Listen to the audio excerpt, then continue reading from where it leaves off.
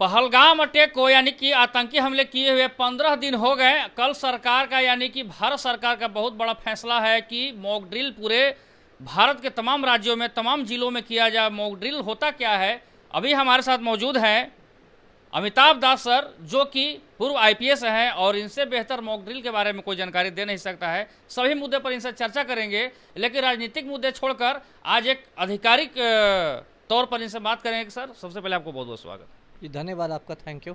Sir, एक सवाल है कि जब पहलगाम जो अटैक हुए हैं उसको लेकर मॉक ड्रिल भारत के तमाम राज्यों में चला जाए, मॉक ड्रिल सर होता क्या है? देखिए, मॉक ड्रिल जो होता है, ये दर्शक आसान भाषा में समझे कि रिहर्सल, एक तरह की तैयारी है ना, उसी को मॉक ड्रिल कहते हैं। जैसे मैं एक बात बताता हूँ कि जापान देश है, जापान में बहुत भूकंप आते हैं, तो जापान के स्कूलों में छोटे छोटे बच्चों के बीच अक्सर मॉक ड्रिल कराया जाता है कि यदि भूकंप आ गया तो आप कैसे भागिएगा, आप कैसे बचिएगा, आप कैसे घुसिएगा टेबल के नीचे, एकदम छोटे छोटे बच्चों को सिखाया जाता है। या मतलब बहुत सारे कार्यालयों में, ऑफिस में होता है फायर ड्रिल, फायर का मॉक ड्रिल होता है कि यदि अचानक ऑफिस में आग लग जाए तो कैसे आपको भागना है, कैसे उस समय आपको लिफ्ट का इस्तेमाल नहीं करना, आपको सीढ़ी से भागना है, कैसे इमरजेंसी वाले रास्ते का उपयोग करना है। तो मॉक ड्रिल आसान शब्दों में दर्शक समझें कि एक तरह का रिहर्सल होता है, तैयारी होती है कि असली संकट जब आए तो उस समय आप अच्छी तरह तैयार रहे। इसका यही मतलब अवधारणा, आइडिया यही है इसका, है ना। अब जैसे कि मॉक ड्रिल कल की बात आपने की, तो कल ये है, जैसे गृह मंत्रालय ने कहा कि सायरन वाला मॉक ड्रिल। तो सायरन वाला में क्या होता है कि सायरन से एक तरह से लोगों को सचेत किया जाता है। जैसे कि अभी अगर हम लोग युद्ध के संदर्भ में बात करें तो होगा कि एक तरह का सायरन होता है एयर रेड सायरन। यदि मान लीजिए आसमान में दुश्मन का विमान दिखाई दे गया तो वो सायरन बज जाएगा, है ना। और उसके बाद लोगों को पहले से बताया जाएगा कि वो किस तरह बचने का, बमबारी से बचने का क्या उपाय करें। और उसके बाद दूसरा सायरन वो होता है ऑल क्लियर सायरन, मतलब यदि विमान चला गया या खतरा टल गया तो उसके बाद बताया जाता है, उसका मतलब है कि सब कुछ अब ठीक है, अब आप सामान्य जीवन जी सकते हैं। तो मॉक ड्रिल मतलब वही है। लेकिन अभी इस संदर्भ में देखिए, कहे जो मेरी अपनी राय है कि मोदी सरकार की एक थोड़ी नीति शुरू से है कि काम कम होता है, नौटंकी ज़्यादा होती है ना।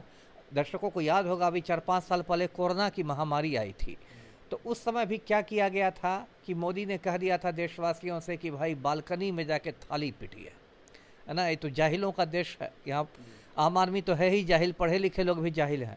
अब अमिताभ बच्चन से लेके अनुपम खेर से लेके जो एकदम साधारण आदमी है, सब जाके ढन ढन ढन ढन ढन ढन थाली कर रहा है। पूरी दुनिया में हिंदुस्तान का मजाक बन गया, क्योंकि थाली पीटने से करोड़ों लोगों ने अगर थाली पीट दिया तो उससे कोरोना का कुछ नहीं हुआ, सिर्फ एक ध्वनि प्रदूषण हुआ। और दुनिया वाले हंसे कि हिंदुस्तानियों को देखे इनकी वैज्ञानिक सोच क्या है। और अंत में हुआ क्या, आप कोरोना को नहीं भगा सके। 2021 में जो कोरोना की दूसरी लहर आई उसमें लगभग 50 लाख लोग मर गए। लगभग हर परिवार से देश में कोई ना कोई मर गया, कोई सगा संबंधी या दूर का आदमी कोई ना कोई मरा ही है। तो अभी भी मुझे यही लगता है कि अब पूरे देश में एक तरह का ये किया जा रहा है। सिर्फ सायरन बजा देने से इससे क्या होगा, जो असली काम करना था वो आप कर नहीं रहे हैं। अब मोदी ने इस देश की सेना को देखिए बिल्कुल खोखला कर दिया।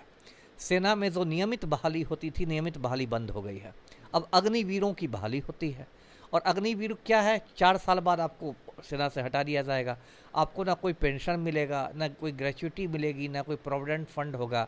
तो पूरी सेना का जो मनोबल है, देश की सेना का मनोबल, वो टूटा हुआ है।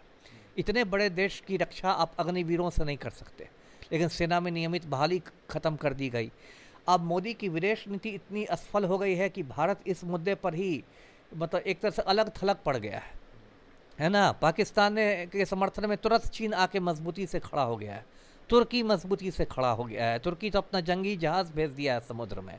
चीन जो कि भारत का सटा हुआ पड़ोसी देश है, बहुत मतलब मजबूत देश है, आर्थिक महाशक्ति भी है, सैन्य महाशक्ति भी है, वो पाकिस्तान के सामने के साथ खड़ा है। और भारत अलग थलग पड़ गया है। और बीच में देखिए, मतलब बीच में एक मोदी ने जातीय जनगणना का शगुफा छोड़ दिया, हंसुआ के बिया में खुरपी का गीत कर दिया, है ना। जब देश सोच रहा था कि अब आतंकियों के खिलाफ कोई मजबूत कार्रवाई होगी तो ये हो गया कि नहीं, अब तो जातीय जनगणना होगी, अब उसमें फंसे रहो। तो ये जो मॉक ड्रिल भी है, बुनियादी तौर पर मैं इसको नौटंकी मानता हूँ। आज तो मैंने सोशल मीडिया पर लिखा भी है, फेसबुक पर, कि सरदार पटेल थे आयरन मैन ऑफ इंडिया और नरेंद्र मोदी बन गया है सायरन मैन ऑफ इंडिया, है ना। जब देश को एक आयरन मैन की ज़रूरत है तो यहाँ सायरन मैन प्रकट हो गया है। तो मुख्य रूप से खाली देखिए, सरकार में खाली मीटिंग खेल रही है। सरकार जब से पहलगाम हुआ है, एक भी आतंकी की धरपकड़ नहीं हुई है। सिर्फ मीटिंग, दिन में 50 बार खबर आएगी। प्रधानमंत्री ने रक्षा मंत्री से उच्च स्तरीय बैठक की, रक्षा मंत्री ने रक्षा सचिव से उच्च स्तरीय बैठक कर ली, तीनों सेनाध्यक्षों के साथ बैठक हो गई, राष्ट्रीय सुरक्षा सलाहकार के साथ बैठक हो गई, विपक्ष के नेता के साथ बैठक हो गई। खाली मीटिंग खेला जा रहा है। सर तो अभी जी कहीं ना कहीं एक आईपीएस रह चुके हैं जी, जी। आपके। मैं अधिकारी तौर पर मैं एक बात करूं जी। तो आपके हिसाब से क्या होना चाहिए वैसे आतंकियों के प्रति, और पाकिस्तान पर चढ़ाई करना चाहिए, युद्ध करना चाहिए या नहीं करना चाहिए? देखिए, आतंकी लोग एक ही भाषा समझते हैं, वो है गोली का जवाब गोली से। जैसे अमेरिका ने क्या किया, अमेरिका में ओसामा बिन लादेन ने इतना बड़ा आतंकी हमला किया था, 9/11 का हमला, बहुत हज़ारों लोग मारे गए थे। तो उसके बाद ओसामा बिन लादेन पाकिस्तान में छिपा हुआ था, एबोटाबाद में, पाकिस्तान का एक तरह से संरक्षण में। अमेरिकी कमांडो वहाँ पहुँचे और उन्होंने एकदम फिल्मी स्टाइल में ऑपरेशन किया और उसको मार डाला, और उसकी लाश भी समंदर में फेंक दी। किसी को पता, उसको लाश को भी दफनाने के लिए नहीं छोड़ा। तो आतंकी वही भाषा समझते हैं। ये जो मतलब होता है, मतलब जो मोदी जी का तरीका है कि वहाँ उधर सायरन बजा दो तो उधर ये कर दो, उधर इंस्टाग्राम ब्लॉक कर दो, उधर सीमा हैदर को निकाल दो, तो उधर यूट्यूब को ब्लॉक कर दो। अपन बताइए क्या है कि अपने देश के लोगों पर ही एफआईआर किया जा रहा है। अब नेहा सिंह राठौर तो कोई आतंकवादी नहीं है, उसने सरकार से सवाल किए और वाजिब सवाल किए। वो हिंदुस्तान का संविधान हर को अधिकार देता है देश में सवाल पूछने का, जनतंत्र है देश में, अभिव्यक्ति की स्वतंत्रता सबका मौलिक अधिकार है। तो अब नेहा सिंह राठौर पर एफआईआर कर रहे हैं। एक 4PM यूट्यूब चैनल है, 70 लाख उसके सब्सक्राइबर्स है, उसने कुछ सवाल उठाए तो उसको बैन कर दिया गया। तो इन लोग की तो रणनीति ही ठीक नहीं है। देखिए, एक प्रधानमंत्री के तौर पर मोदी जी बिल्कुल नकारा साबित हुए हैं, और मैंने बार बार कहा, आपके चैनल पर भी कहता हूँ कि अब मोदी जी को इस्तीफ़ा देकर दोबारा चाय बेचनी चाहिए। ये शख्स चाय बेचने लायक ही है, इसे देश वेश नहीं संभलने वाला। अच्छा सर, उस पर तो बात करेंगे, लेकिन अभी देश का माहौल कुछ और है। और आपके हिसाब से क्या होना चाहिए कि युद्ध होगा या नहीं होगा, फिर मॉक ड्रिलिंग होगा या फिर आतंकियों पर? अब युद्ध होगा या नहीं तो मोदी जी फैसला करेंगे, मुझसे पूछकर थोड़े फैसला करेंगे। कहीं ना कहीं आप लोग भी जब अधिकारी होंगे तो आपने भी अपराधियों को धर पकड़ के लिए आपने मॉक ड्रिल किया होगा, बहुत सारा ठीक चीज़। है, वो तो है ही, लेकिन देखिए कुछ भी होना चाहिए तो मतलब तैयारी के साथ होना चाहिए, है ना। ऐसा नहीं कि मतलब युद्ध हुआ उसका चौबे चले छब्बे बनने अदूबे बन के आ गए। ऐसा भी युद्ध नहीं होना चाहिए जैसे रूस यूक्रेन में फंस गया है। पुतिन ने सोचा था कि हमला करेंगे, रूस बहुत बड़ा देश है, यूक्रेन बहुत छोटा देश है, यूक्रेन को 24 घंटे में हम कब्जा कर लेंगे, और अब फंस गया है। अमेरिका एक ज़माने में वियतनाम युद्ध में फंस गया कहीं था। ना कहीं मोदी जी बहुत ज़्यादा समय रहे तो हो सकता है कि बहुत बड़ा संकेत। अब देखिए, असल में देखिए, जो अपनी बात मैं कहता हूँ, मोदी जी में मुझे रत्ती भर विश्वास नहीं है। मोदी जी ने को मैं एक जुमलेबाज और हवाबाज प्रधानमंत्री मानता हूँ, है ना। मोदी जी ने तो कहा था, 11 साल पहले ही कहा था कि देश का काला धन आ जाएगा, 100 दिनों में आ जाएगा। तो आ गया क्या? उल्टे इतने लोग देश को लूट के भाग गए, विजय माल्या से लेकर नीरव मोदी तक। मोदी जी ने कहा था कि 15 लाख रुपए हर हिंदुस्तानी के अकाउंट में आएंगे, तो आ गया क्या? आज सुबह भी मैंने अपना अकाउंट चेक किया है, 15 पैसा नहीं आया है ना। है ना, आप भी चेक कर लीजिएगा इंटरव्यू के बाद कि आपके अकाउंट में पहुंचा है कि नहीं मोदी जी का। तो मोदी जी कहते थे कि हर साल में 2 करोड़ लोगों को, युवाओं को रोज़गार दूंगा, तो वो आ गया क्या? उल्टे अब रोज़गार मिलना बंद हो गया है ना। अभी मैंने अग्निवीरों की बहाली की। मोदी जी कहते थे 100 स्मार्ट सिटी बन जाएगा, तो बन गया 100 स्मार्ट सिटी। मोदी जी कहते थे कि बुलेट ट्रेन चल जाएगा, तो बुलेट ट्रेन चल गई क्या? तो बुनियादी तौर पर मेरा जो मानना है मोदी का कि ये जुमलेबाज और हवाबाज प्रधानमंत्री हैं। और एक जो कहते हैं ना कि गरजने वाले बादल बरसते नहीं है, कहावत हम लोग बचपन से सुनते आए हैं। तो ये गरजने वाले बादल हैं, अब बरसेंगे कि नहीं इस पर मुझे संदेह है। जी, संदेह जी। लेकिन आप चाहते हैं कि वैसे पाकिस्तानी पर चढ़ाई हो और निस्तानाबूद कर देना चाहिए? आतंकियों को नस्तनाबूद कर देना चाहिए, आतंकियों को गोली से जवाब मिलना चाहिए। जी। एक सवाल और है कि बहुत सारे सवाल उठ रहे हैं, कभी वहाँ का नदी का पानी बंद कर देना, बहुत सारी चीज़ों पर रोक लगा देना, तो क्या उसके लिए समस्या का समाधान है? पहली बात तो मैं बता दूं कि नदी का पानी बंद करना इतना आसान नहीं होता है। जो सिंधु नदी की बात हो रही है और उस पर व्हाट्सएप यूनिवर्सिटी में भक्त लोग उछल रहे हैं, इतना आसान नहीं। सिंधु नदी 3000 किलोमीटर लंबी नदी है, गंगा से भी लंबी नदी है, और पानी रोकने के लिए उस पर बड़े बड़े आपको डैम बनाने होंगे, बांध बनाने होंगे। कोई आपके रसोई घर का टोंटी नहीं है कि जाके बंद कर दीजिएगा, है ना, इतना आसान नहीं होता है।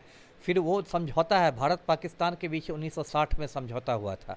किसी भी अंतर्राष्ट्रीय समझौते को आप एक तरफा रद्द नहीं कर सकते। यदि पाकिस्तान अंतर्राष्ट्रीय न्यायालय में चला जाता है तो भारत की मुश्किलें बढ़ जाएंगी। तो ये सब देखिए बहुत सारी बातें हैं। देश का दुर्भाग्य ये है कि प्रधानमंत्री भी जाहिल है और पब्लिक भी जाहिल है।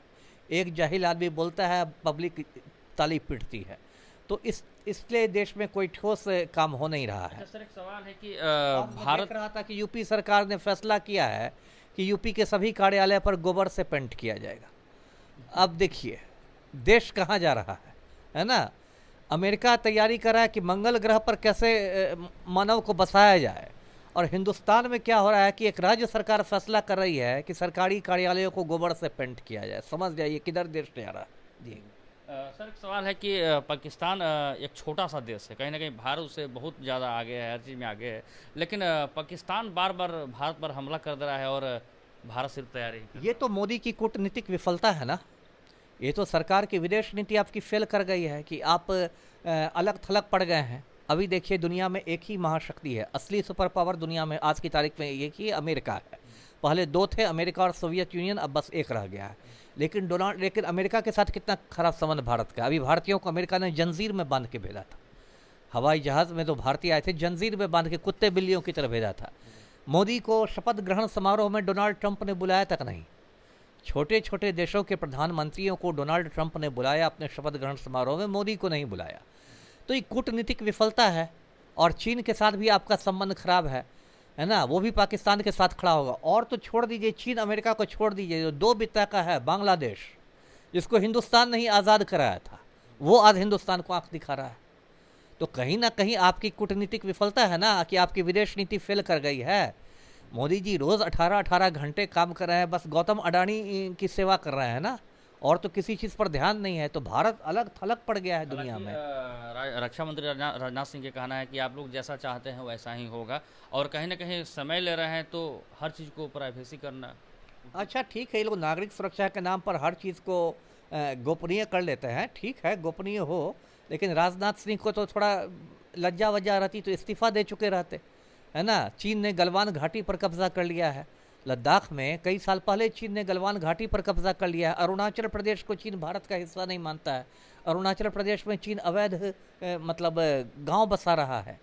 तो राजनाथ सिंह का तो फोटो एक वायरल हुआ था कि सीमा पर जाके नींबू मिर्चाई टांग रहे हैं। बताइए, ये रक्षा मंत्री है कि विदूषक है ना। नींबू मिर्चाई टांग रहा है देश का रक्षा मंत्री, पूरी दुनिया हंस रही है। अब क्या कहें, जैसा दूल्हा रहेगा वैसा ही बाराती सब होगा। मोदी ही एक मतलब एक अजीबोगरीब प्रधानमंत्री हैं, तो इनके अब पूरे मतलब मंत्रिमंडल में ही एक से एक लोग बैठे हुए हैं। क्या होगा इस देश का? आपके हिसाब से कुछ हम लोग जानकारी लेंगे कि अगर पाकिस्तान पर अटैक करना है तो पाकिस्तान के कौन कौन सी चीज़ों को टारगेट करना चाहिए, और ताकि पाकिस्तान कमजोर पड़े भारत। अब ये तो भाई रक्षा विशेषज्ञों पर ही छोड़ दीजिए। तो मैं क्या कहूँगा, ये सब बड़े बड़े रक्षा विशेषज्ञ सब बैठे हुए हैं, वो कहेंगे। लेकिन देखिए एक मोटी बात है कि अटैक करना इतना मतलब, एक मोटी बात मैं बता दूं दर्शकों को कि युद्ध कोई मजाक चीज़ नहीं है, ये कोई वीडियो गेम नहीं है। यदि भारत मान लीजिए पाकिस्तान के शहरों पर अटैक करेगा तो पाकिस्तान भी भारत के शहरों पर अटैक कर सकता है। पाकिस्तान भी एक न्यूक्लियर पावर है, पाकिस्तान के पास ही परमाणु बम है ना, और उसको चीन का साथ भी है, तुर्की का भी साथ है। युद्ध कोई मजाक की चीज़ नहीं है ना। इसलिए युद्ध उन्माद की जो एक बन रही है परिस्थितियाँ, वो कोई सही चीज़ नहीं है जी। तो सर बार बार आतंकी हमले भारत में आकर आतंकी हमले कर रहे हैं, हिंदू पूछ कर लोगों को मारकर चले जा रहे हैं, बहुत आसानी से आतंकी भी निकल जा रहे हैं। हालांकि भारत की सीमा पर जो है कि वहाँ चीटी भी पार होना असंभव है, लेकिन आखिर ऐसे आतंकी लोकल सपोर्ट की वजह से घुसते हैं या फिर नहीं। तो नकारा प्रधानमंत्री है इसलिए ना घुस रहे हैं, है ना। मोदी जी ने 2016 में ही कहा था, दर्शकों को मैं याद करा दूं, नोटबंदी हुई थी 2016 में। उसी समय मोदी जी ने कहा था कि इससे आतंकवाद की कमर टूट जाएगी, है ना। मैं दर्शकों को याद दिला दूं, ये 2025 है, 9 साल में आप तोड़ सके आतंकवाद की कमर। 2019 में धारा 370 खत्म हुई थी, उसी समय मोदी जी ने कहा था कि अब आतंकवाद की कमर टूट जाएगी। तो नकारा प्रधानमंत्री है तब ना ऐसा हो रहा है।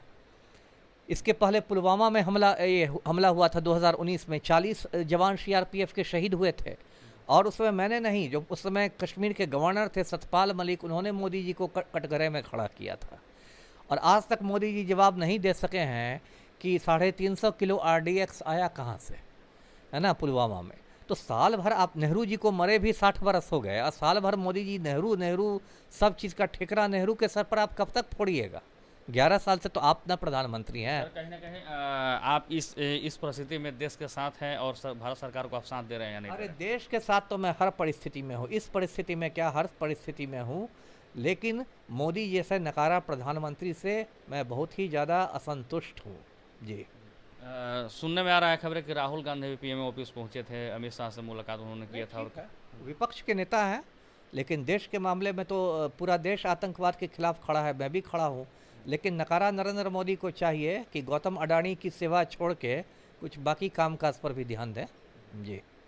तो चलिए, थे हमारे साथ में अमिताभ दास सर, और इनका साफ साफ कहना है कि मोदी जी सिर्फ सायरन बजा रहे हैं, हूटर बजा रहे हैं, लेकिन अभी तक 15 दिन हो गए, अभी तक कोई कार्रवाई आतंकियों के प्रति नहीं हुआ है। सर्जिकल स्ट्राइक होगा कि एयर स्ट्राइक होगा, अब आने वाला समय बताएगा। सर, जाते जाते दर्शकों को क्या कहना चाहिए? दर्शकों को एक दो बात कहना चाहता हूँ।